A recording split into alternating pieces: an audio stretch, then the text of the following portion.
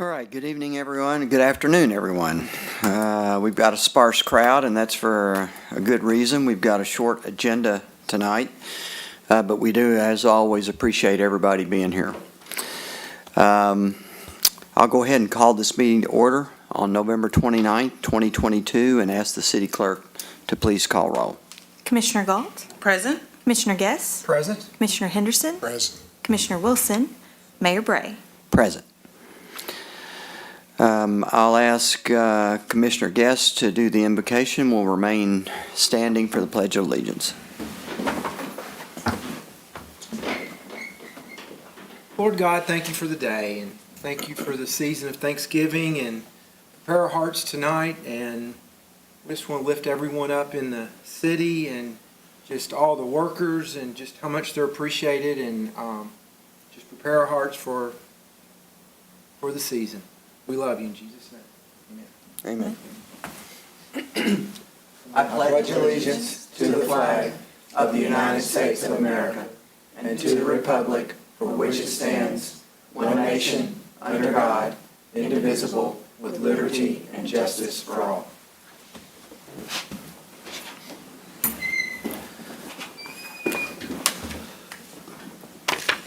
City Manager, are there any deletions to the agenda? Mayor, this evening, request permission to pull off the agenda item 2A, the municipal order to approve the city block amended development agreement.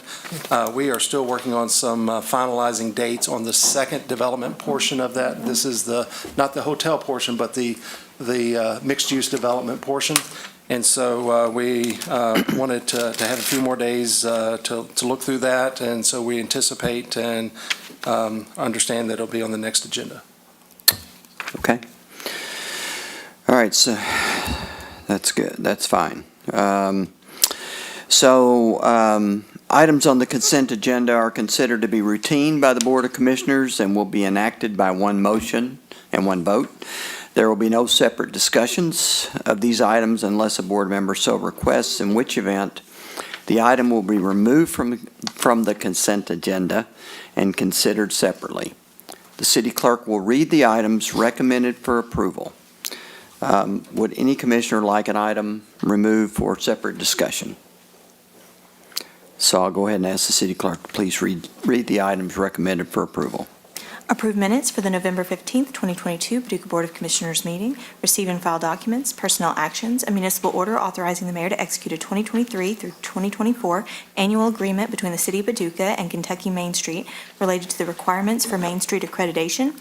A municipal order authorizing the mayor to execute a memorandum of agreement with the City of Mayfield pertaining to assistance provided under the Emergency Management Mutual Aid Plan. So move. Second. Call roll. Commissioner Galt? Aye. Commissioner Guess? Aye. Commissioner Henderson? Aye. Mayor Bray? Aye. Okay, we have a vendor selection for a consulting agreement to take a look at a feasibility study for the fire department, but I'll ask the clerk to please read and then we'll discuss. A proposed motion that the Board of Commissioners adopt a municipal order entitled, a municipal order authorizing an agreement with Brenstetter Carroll in an amount of $57,500 to conduct a feasibility study for the Paducah Fire Department and authorizing the mayor to execute all documents related to same. So moved. Second. Chief Kyle, welcome. Good afternoon, Mayor, Commissioners, City Manager, City Clerk. We're extremely excited about this. I know I am. And the Mayor and I have had several discussions about this, about different needs that the department has had. And it's stuck every time he said it, data-driven. And I appreciate that and am looking forward to this opportunity. This is going to give us that assessment of our operation from stem to stern about where we stand as it's compared to the industry. And we'll look forward to getting that feedback for you all to evaluate. I'm excited to see what it says and let us forge the path forward from that. Okay. Any questions about the study? The way I understand it, it covers the entire department. It does. It covers the entire department, and just some of the bulleted points that are covered, I think, in the agenda action form, but are specific in the feasibility study. The need for relocation or addition of facilities, our compliance with NFPA standards, our equipment and operational needs, community growth, annexation opportunities, and potential impact on our ISO ratings. Physical impact on the City of Paducah for maintaining or exceeding the current ISO rating we have, so like a cost-benefit analysis of that. And then any opinion of probable costs for upgrades, relocations, or additions that might be recommended out of that. And the staffing is included in that to include the Fire Prevention Division. Okay. When's the last time we had one?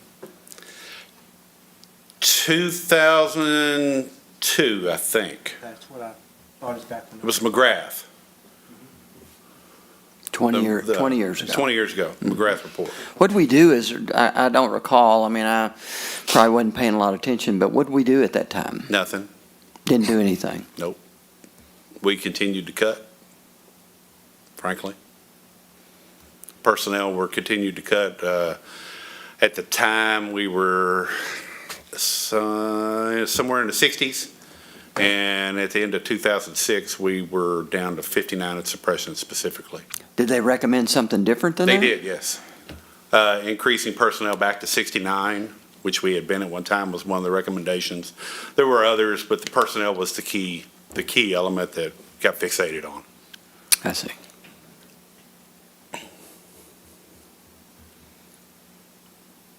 Anything else? I think it was cut, I think the staff was cut right before I got on, pretty sure. Staff was cut from about 98 through 2006. Okay. Yeah, there was a reduction of about 24 total positions, if memory serves. I'm a little rusty on that. I haven't had that out in front of me in a little while, but the suppression division lost about 24 positions in that time frame. And it was, the last was, well, I tell you that, I think it was 62, and then in 09, we got reduced again whenever we went through the recession. And 3 more, our authorized staffing still today is 62, but we were only allowed to fill 59, and then Jim Arndt let us fill 1 to get us even across all 3 crews of 60 during the last contract, which was 3 years ago, I think. Okay. And you're at 60 right now? We're at 60, right? Yeah, that's what I'm authorized to fill. Right. Right. Okay. Yeah. So I'm excited about it. I'm looking forward to it'll take 4 to 5 months for us to get a final product. Should get it about budget time. I didn't plan it that way, but that's the way it's going to work out. And, you know, I'm anxious to see what we get, good or bad. Yeah. Okay. All right. Thank you, Chief. Thank you. Appreciate you being here. City Clerk, you want to call roll? Commissioner Galt? Aye. Commissioner Guess? Aye. Commissioner Henderson? Aye. Mayor Bray? Aye. Okay, we have 2 ordinances to adopt tonight. First of all, a code, and this is second reading, so we're adopting ordinances tonight, but this is the first one's related to Parks and Rec. So, City Clerk, would you please read it? I propose motion that the Board of Commissioners adopt an ordinance entitled, an ordinance amending Chapter 70, Section 70-5, Rules for Conduct for Recreational Areas, and Section 70-32, Public Parks, Playgrounds, and Recreational Areas Available to the Public of the Code of Ordinances of the City of Paducah, Kentucky. This ordinance is summarized as follows. This ordinance amends Section 70-5, Rules of Conduct for Recreational Areas of the Code of Ordinances to clarify wording related to approval of special event permits and update parks services to Parks and Recreation. Additionally, this ordinance amends Section 70-32, Public Parks, Playgrounds, and Recreational Areas Available to the Public to remove Linnell Park, add Dolly McNutt Plaza, and correct Brooks Park to Brooks Stadium and Park within the list of available parks, playgrounds, and recreational areas available to the public. So moved. Second? So this is second reading. Any questions? I think Amy was here to explain it 2 weeks ago, so I'll go ahead and ask you to call roll, please. Commissioner Galt, Aye. Commissioner Guess, Aye. Commissioner Henderson, Aye. Mayor Bray. Aye. And the second ordinance has to do with the transient room tax, and that also was read 2 weeks ago, but go ahead and read it, and we'll discuss it. A proposed motion of the Board of Commissioners to adopt an ordinance entitled, an ordinance of the City of Paducah amending an ordinance entitled, an ordinance establishing the City of Paducah transient room tax. This ordinance is summarized as follows. This ordinance amends the transient room tax ordinance of the City of Paducah, Kentucky to expand the definition of types of establishments which are subject to transient room tax to include cabins, lodgings, campsites, or other accommodations charged by any hotel, motel, inn, tourist camp, tourist cabin, campgrounds, recreational vehicle parks, or any other place in which accommodations are regularly furnished to transients for consideration or by any person that facilitates the rental of the accommodation by brokering, coordinating, or in any other way arranging for the rental of the accommodations. Further, this ordinance clarifies that a transient room tax may not apply to rooms, lodgings, campsites, or accommodations supplied for a continuous period of 30 days or more to a person. So moved. Second? So, Lindsay, why don't you give us another quick overview on this? And we talked about it a couple of weeks ago, but I think this is a really important ordinance, and I just want to make sure that we all kind of understand it. So, absolutely, the transient room tax, we have this already in place, and it is charged, it's a tax that is charged for accommodations in Paducah, such as hotels and Airbnbs and those type of things. So it's already in place. The state realized that they were missing an opportunity, and that locally we were missing an opportunity to collect that tax, because people who are hosts in Kentucky that go through Airbnb or things like Vrbo to supply accommodations, those individual hosts were required to remit those taxes locally, but that was not always happening. So the state passed legislation, and it requires that the city also pass legislation to expand the definition and also to hold the organizations such as Airbnb and Vrbo accountable to collect that tax and remit it locally. So that is what is changing here.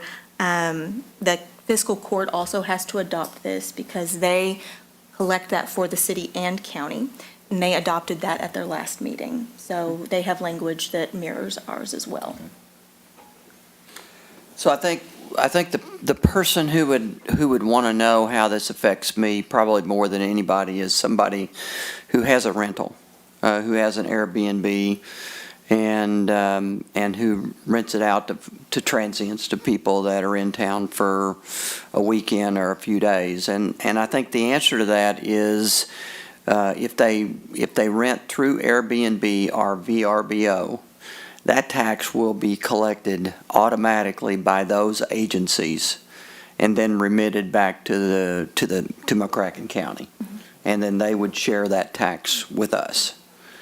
The requirement that someone remit the tax if they're not with VRBO or Airbnb, or they don't rent it with VRBO or Airbnb,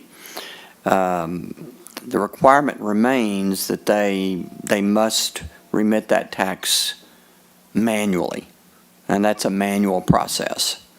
And there's forms to fill out, and there are people that definitely do that. And this only applies to short-term rentals, so it doesn't apply to somebody that's going to be in an apartment or a condo for 30 days or more. So I think the anticipation is that there's going to be additional revenues for the city and county as a result of this, as a result of the state passing this ordinance, and then us mirroring that so that we can collect that, or that Airbnb and VRBO can collect that on our behalf. That's the way I see it. So. And this tax, the city portion of it gets passed through. The city doesn't retain it, and it gets passed through to the Paducah Convention and Visitors Bureau and also the Convention Center Corporation. Right. It's basically the 10% it's 10% transient room tax. Half of it goes to the sports complex, thank you, Sports Tourism Commission. And the other half goes to the CVB. And so it's definitely money from transients that comes into our community and can be used for those purposes. So. And how's the checks and balance on that? I mean, if you rented something, how are you, is VRBO, Airbnb, or who holds them responsible to make sure they do it? I'm just curious. I'm not saying they don't. I think that's a state. I would assume, I don't have the answer for sure, but I believe that since the state passed the law, then somebody at the state at some point in time will audit Airbnb and VRBO, and just like people audit, taxes that have to be collected from time to time. And there's penalties that are associated with those audits if they ignore it. Don't do it, yeah. And so a large company like Airbnb or VRBO, they're already doing this in some Right. states. So it's just a matter of writing some code for the computer so they can collect it in Kentucky like they are in Utah or Tennessee and other states. We just didn't have the law in place. So. I'm just curious. If you rented yours by yourself, do you pay weekly, monthly, yearly, or? Say again, what's the question? If you rented your condo, apartment, whatever. Yeah. Do you pay weekly at the end Monthly. of the year? It's monthly. Okay, Mhm. I was just curious. And then also this new legislation, Commissioner, to your point about there's a vested interest from the state also because they added in an additional 1% that goes directly to the state. And so they are going to be looking at those very closely to make sure that they don't lose out any money, which is going to benefit us as well as they look at those, or all localities that have such. Okay, if there's no more questions, I'll ask the city clerk, please call roll. Commissioner Galt? Aye. Commissioner Guest? Aye? Commissioner Henderson? Aye. Mayor Bray? Aye. Okay, the next item on the agenda is really just a discussion of 911. And we have the chairman of the 911 committee here, if there's any questions for him. But I think I might ask Commissioner Galt to kick off the discussion, give us an update on the work of the committee and kind of where you see things right now. Okay, I put together some remarks because I didn't want to miss anything. And I also asked that Lindsay, and I think you'll find in your folder, that she put the MOU, and there is a brief summary of what the committee has been through, correct? Yes, okay. All right, but first and foremost, one of the things I have loved about serving on this commission is each one of us we bring a different level of expertise and a different thought process. So as I go through this, I want you all just to keep in mind, we're all different, but at the same time, we have some common goals. And that's one of the things that I've loved about serving here, and I appreciate the trust that you all have placed in me, and I value the responsibility when it came to 911. But yesterday, we met for the last time with the E911 Working Committee. We took our final steps for recommendations to the elected bodies. To date, the committee has adopted recommendations on a request for proposals, governance, and lastly, funding. All have been thoroughly researched and discussed in depth. It has taken a significant amount of time and hard work to come to these conclusions, and I believe the recommendations to be what's best for our community. However, at this point, I do not believe we're in alignment with our county partners. As we know, in recent weeks, there's been an attempt to make annexation part of the E911 conversation. In addition, I understand there's been a lack of participation on behalf of the county on what would be a basic formality of signatures on 2 run-of-the-mill grant applications. Also, from my perspective, there are a few other red flags that have appeared as well. Commissioner Jones and Judge Clymer have mentioned on numerous occasions the fiscal court wishes to review the RFP. This was first documented, I believe, in the September 13th minutes. We are now closing in on the 3rd month of having the RFP, and yesterday, Deputy Judge Doolittle stated that they still need 2 more weeks. After discussing it with our city manager and as the lead agency in the RFP process, I believe from our standpoint, the RFP is ready to be released. And I'm giving you all that background to urge you as a commission to consider just a different approach. As we know, it's a fact the 911 system is in desperate need of radio and other upgrades. As the owner of the system, today we are responsible to ensure the safety of our citizens. This working group has literally spent the last year trying to put together recommendations on how both municipalities could partner and still new issues arise as to the above-mentioned annexation, which I believe is a non-starter with this commission. Knowing that and understanding the urgency and the need to get 911 to the place it needs to be, it would be my recommendation that the city consider this option. First, I would suggest the city adopt a motion tonight to release the RFP. In addition, I would suggest this commission pursue the recommended route of a service fee through Paducah Water countywide and proceed full steam ahead with procuring the needed system. I'm not by any means suggesting that you disregard or throw away the MOU that was signed in August of '21.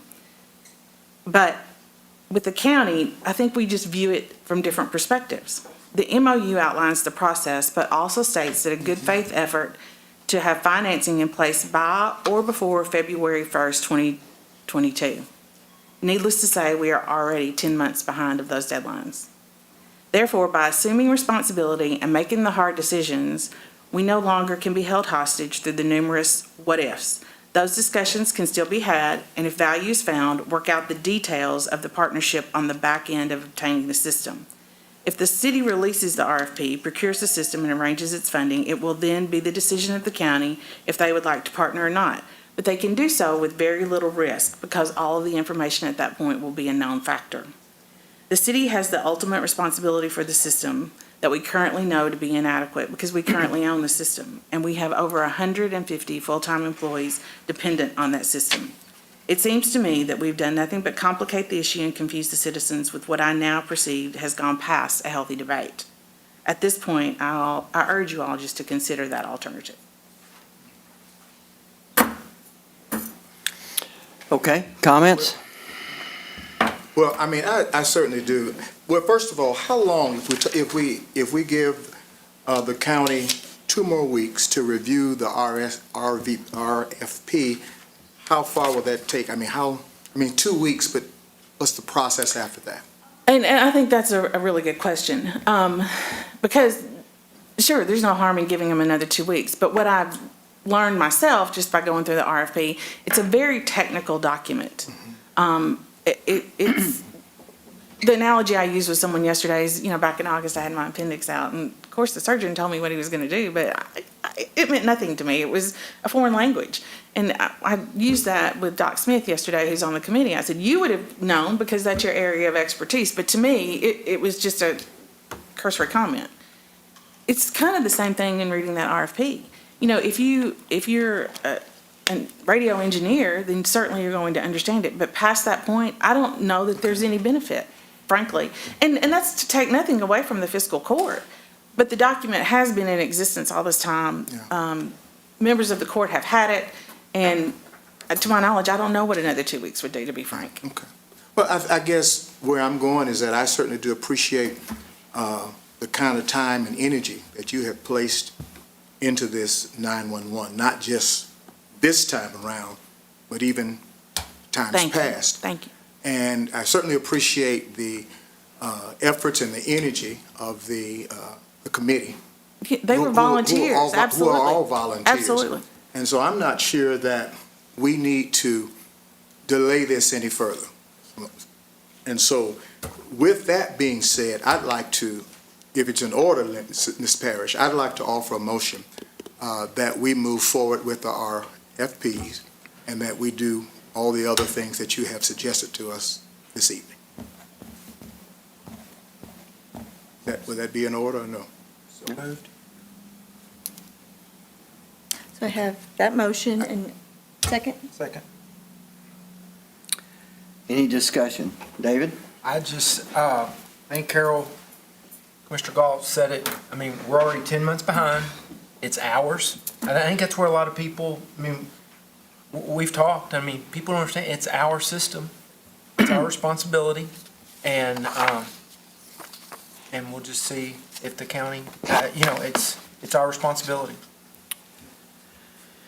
Yeah, I think, I'll just make a few comments. So, when I was elected, I mean, this has been one of my big goals, really, was I sat down with Chief Laird and Chief Kyle and went through a pretty intense discussion about 911, the history of 911. It took me a while to ramp up and get on the same page, but it's been a big goal of mine, as an elected official, was to get us going.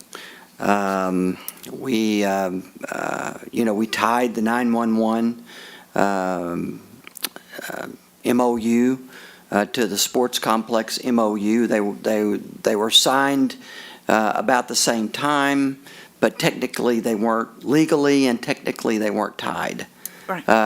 So our hope was that the county would agree to be a full partner, and I think there's still a chance if we send the RFP out that that they can. I would hope that they can.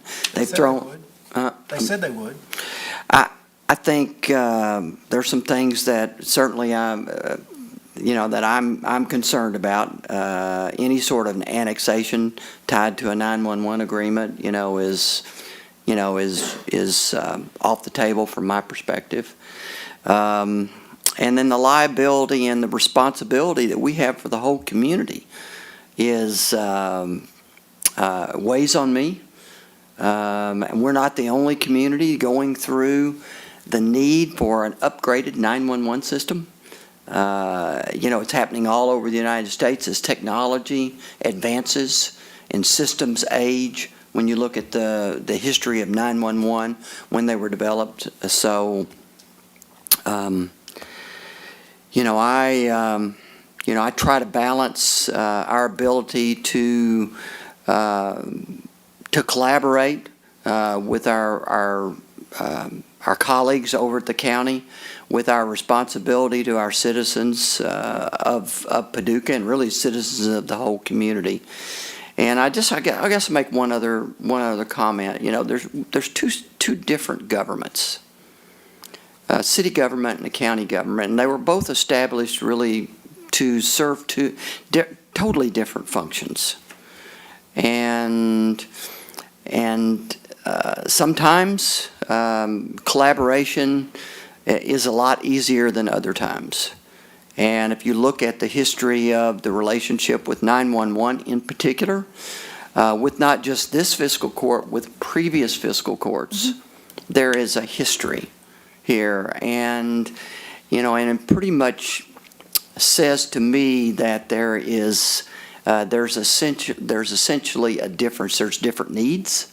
Absolutely. The city has different needs, and the county has different needs, and I think we can still go forward with the RFP and serve the county's needs, and make sure that county customers, county citizens, absolutely get the 911 service that they deserve.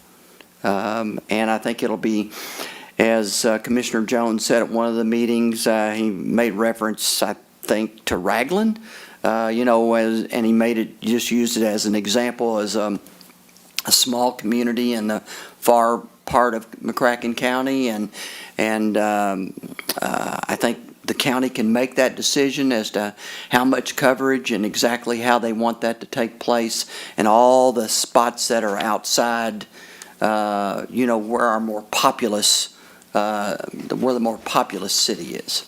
So I favor it as well. So. Well, I just think once all the information's in, it may make the process much more simple.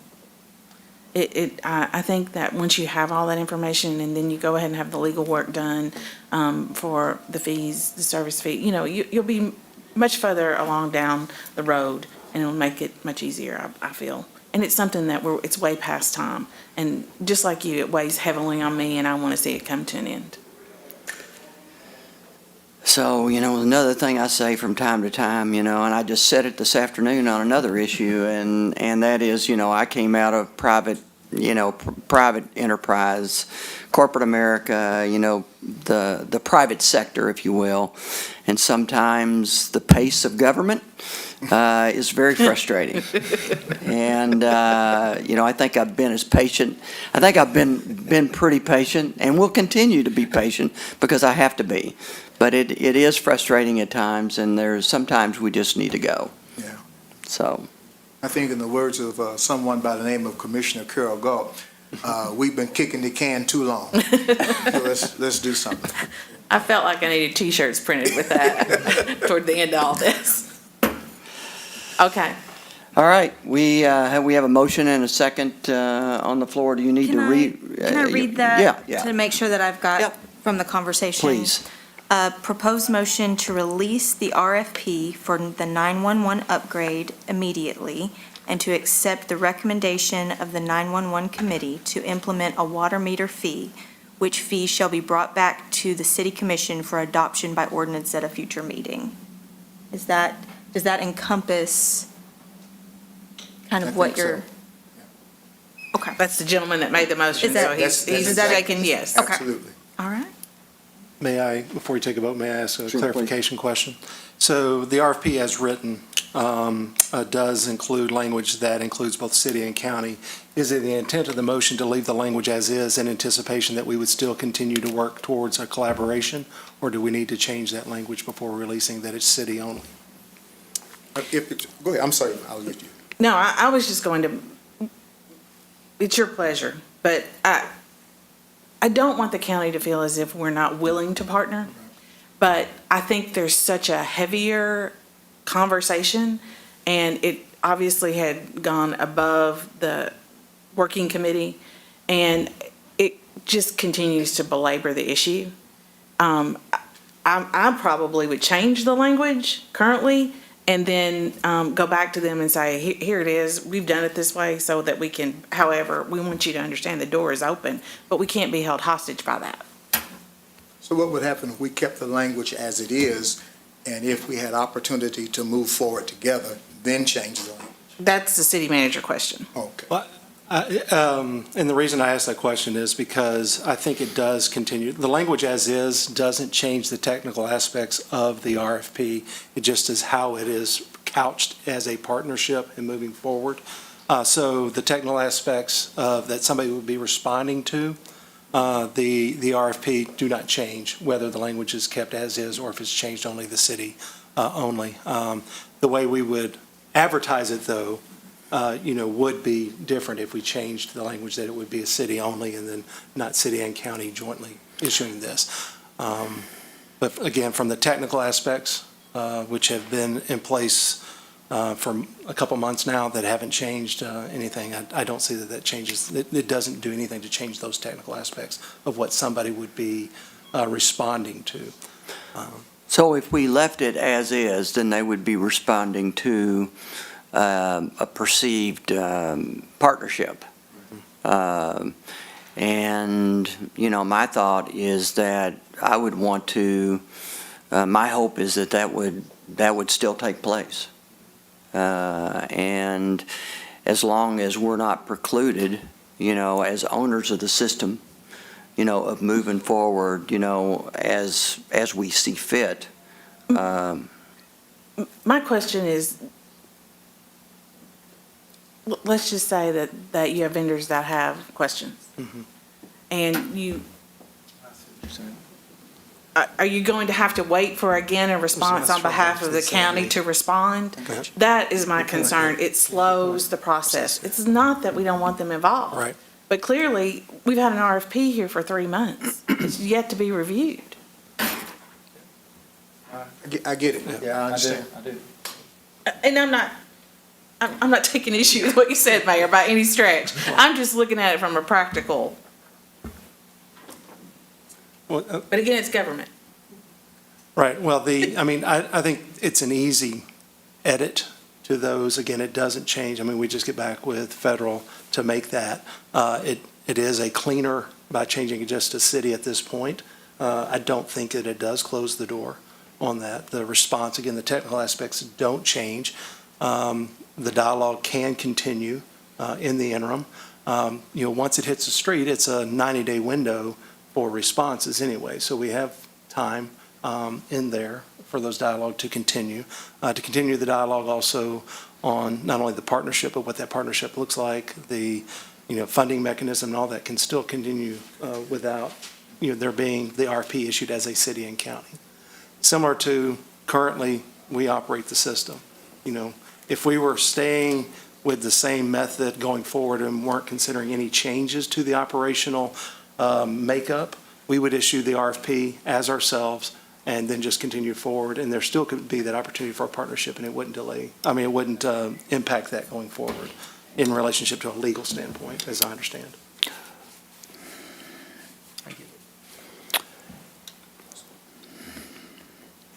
But we just needed that clarification before it's released, so we didn't. We don't necessarily need another motion to keep that, to change that language. Well, I think, let me say this. One of the things I've contended all along is that if we really want the county to be a full partner, they have to have a say-so. I don't disagree with that. They have to at have all. a say-so. And so there has to be a mechanism, to have everybody's input. And so I would have to say that I'm not sure exactly how it's written right now, but I would like to go through, I would like to leave it, my preference would be to leave it, as city and county at this point. Okay. But as everybody knows, I'm only one vote. So, Well, I don't want us to hang up the motion over that technical issue. okay. So you want to reread the motion? So, including it to be on behalf of the City of Paducah and McCracken County, What's as written.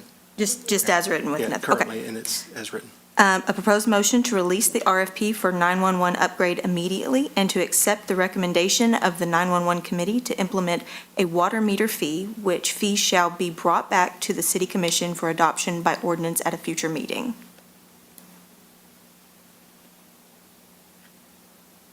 Yeah, that's it. But I'm kind of leaning a little bit toward Commissioner Galt, seeing that to do it with the same language that we have now will indeed slow up the process, because we're going to be waiting on.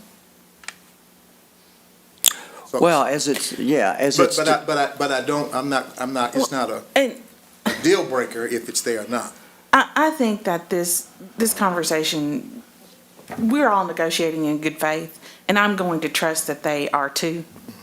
And let's just do it, and if it becomes a problem, city manager, I would suggest that you're gonna have to get back to vendors within a period of time. The numbers are only good for a period of time. So let's just go through the motion, let it take care of itself. Time is of the essence. I don't think there's any question about that.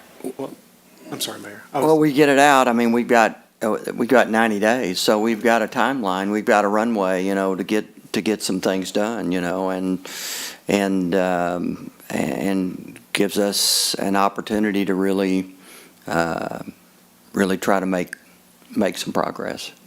I just don't want you to get hung up in all that. And respectfully, if you do, I'll be standing down there waiting to talk. And I would also say that legally, my understanding is that there would, as long as it's not a substantial change to the RFP, and I don't believe that that would be a substantial change of changing that it's just city versus county. In the middle, you could issue an addendum to that to clarify or correct and so you have that opportunity also as it goes out as is, if those conversations go to a point that you want to reclassify that in the middle, there is a date that you can still do that and not affect the RFP. So, to my understanding, that would not be a legal, a major legal challenge of a revision of that.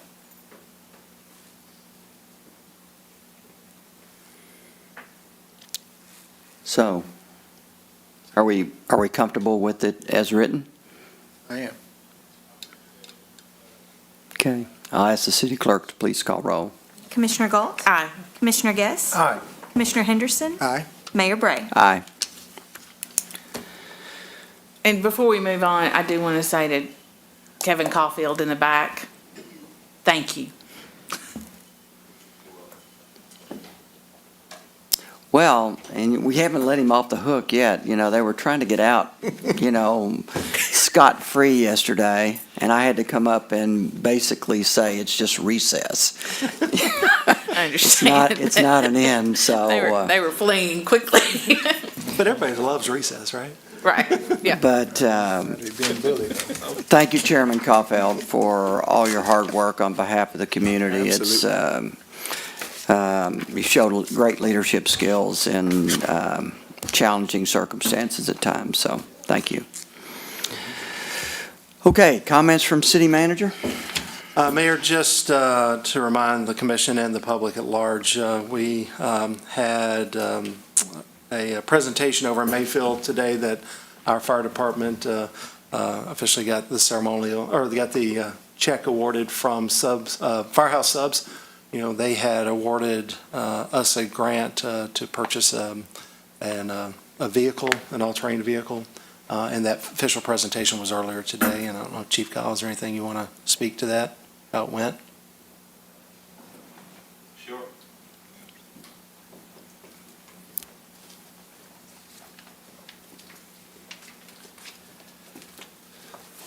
I would just add to what city manager says there, that we have a great working relationship with the Firehouse Subs Foundation here locally. This is the second grant that we've gotten through the foundation itself, and they are a key member of our community and support us very well whenever we bring things to them like that. The piece of equipment that we purchased is going to directly support our operations that we have for the Greenway Trail itself. We've made a few calls out that way for people that have fallen or had a bike wreck or something like that, and it's a great trail, but it's not accessible for vehicles. So we've got some modifications that we've got to do to the vehicle a little bit to make it more user friendly, but that was the largest expense, $23,000 and change, I think. That was funded totally by the grant. So no taxpayer dollars invested in that item. So we were excited to do that today. There'll probably be a press release coming out from Firehouse Subs that'll have us and Mayfield in the pictures. They got 40 grand, I think, in turnout gear. So it was a great day, and we really enjoyed going over there and meeting with them and having the opportunity to do the photo op and thank them publicly for what they did for our community. You know, interestingly enough, I have a daughter who's a big runner, and probably about 3 years ago, she was running. She lives up in northern Ohio, but she was running on a kind of a remote trail. I mean, an organized trail, but pretty remote, and she broke her leg bad, slipped on some ice, and they had to bring a vehicle in to get her out. So, you know, it's a real need, and if we are successful in expanding our trails in the community like we all want to, it could be even more important. Right. So That's exactly it. And we're going to keep it downtown, but we can get on the trail at any point. And a few years ago, I guess it's been a couple years ago, we worked with our GIS and 911 to get the trail all mapped out, our trail and the county trail both, so that when somebody calls, they might not know where they are, but they'll plot on the map, and that'll tell us where they are, so that to help us get to them quicker. So we're not looking forward to a call, but we're excited about having the resource to be able to respond to that type of call. great, thank you. Good. Thank you. Chief. Thank you. And the only other thing I was make mention for the public, just a reminder that tonight, beginning at 6 o'clock at the convention center, the state is going around talking about the state's portion of the opioid settlement money and how that will be handled from the state side. And to remind the commission, there are two pots of monies that are coming in. One goes to the state, the other comes directly to cities, and this is the state's portion. And so we'll be there, but it is open to the public. That's all I have there. Comments? Anybody? Mayor, I just wanted to make mention of the excitement of the demolition activity taking place on the south side of town. I think that's progress for our community. So I was Yeah. excited to see that. I stopped and took pictures. We've all shared your picture, so thank you. Thank you for doing that, Commissioner. Anybody else? I just wanted to, I know Darren always recognizes our staff for their hard work, and but there was a lot of effort put into, downtown Small Business Saturday. I was down here Saturday. We had a lot of activity in downtown. It's really good to see people downtown shopping, and the lights. I think the lights are a big hit, a huge hit. The new tree is a big hit. It's the little things in life. I mean, people are very positive about that, and we should all be very proud of kind of how much progress we've made in that area. So, And I was excited just to see the Santa house back. You're right, it is the Yeah. little things, but Yeah. it makes a difference. okay, I'll entertain a motion for adjournment. So move. Second. Commissioner Galt, Aye. Commissioner Guess, Aye. Commissioner Henderson, Aye. Mayor Bray. Aye.